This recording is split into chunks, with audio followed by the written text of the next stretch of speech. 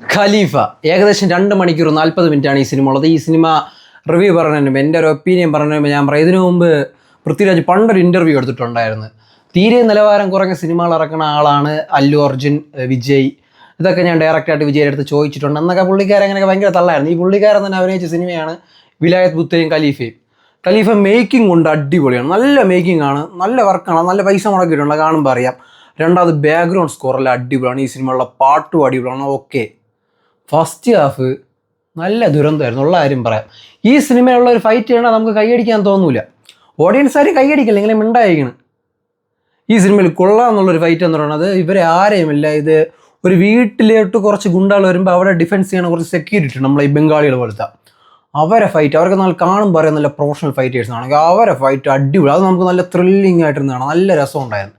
പിന്നെ അതിൽ കൈയടിക്കാനുള്ള ഒരു സാധനം എന്ന് വെച്ചാൽ മോഹൻലാലിൻ്റെ ഇൻട്രോ സ്വാഭാവികമായിട്ടും കൈയടി കിട്ടും, അത് പറയേണ്ട കാര്യമില്ല.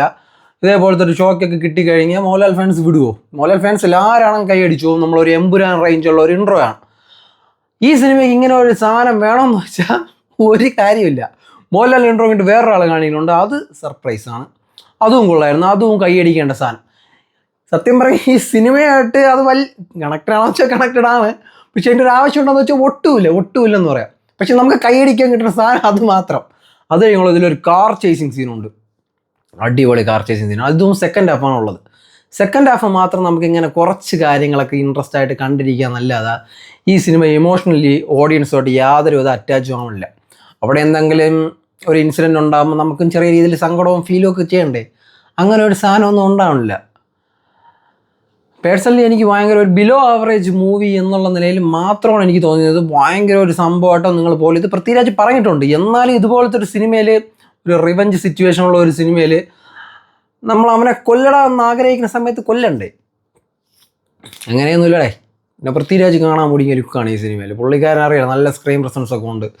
കോസ്റ്റ്യൂം ഡിപ്പാർട്ട്മെൻറ്റൊക്കെ പറയേണ്ട കാര്യമില്ല, അന്യാണ്. ട്രെയിലർ കാണുമ്പോൾ മനസ്സിലാവും ആ ഒരു ക്വാളിറ്റി ഈ സിനിമയിലുണ്ട്. പക്ഷേ ടോട്ടലി ഇത്രയും കാര്യങ്ങൾ കാണാൻ വേണ്ടി ആരും പോകില്ലല്ലോ. എനിക്ക് അങ്ങനെ സിനിമ നന്നായിട്ട് വർക്കൊന്നും ആയിട്ടില്ല, ഒരു ബിലോ ആവറേജ്. സെക്കൻഡ് ഹാഫിൽ അങ്ങനെ കൈയടിക്കേണ്ട ഇൻട്രോ നമ്മൾ നോക്കിക്കഴിഞ്ഞാൽ നമ്മൾ ക്ലൈമാക്സിൽ കൈയടിച്ചിറങ്ങി. പക്ഷെ അങ്ങനെ ഒരു സാധനം ഈ സിനിമയ്ക്ക് ആവശ്യമുണ്ടോയെന്ന് വെച്ചാൽ ഇല്ല. പിന്നെ എന്തിനാണ് ഈ സാധനം? മോഹൻലാലിനെ സ്ഥിരം കൊണ്ടുവന്ന് കുറച്ച് കൈയടി വാങ്ങി പറഞ്ഞു കൊടുക്കും. ചിലപ്പോൾ എയറിലാവും, പറയാൻ പറ്റില്ല, മിക്കവാറും എയറിലാവാനാണ് സാധ്യത.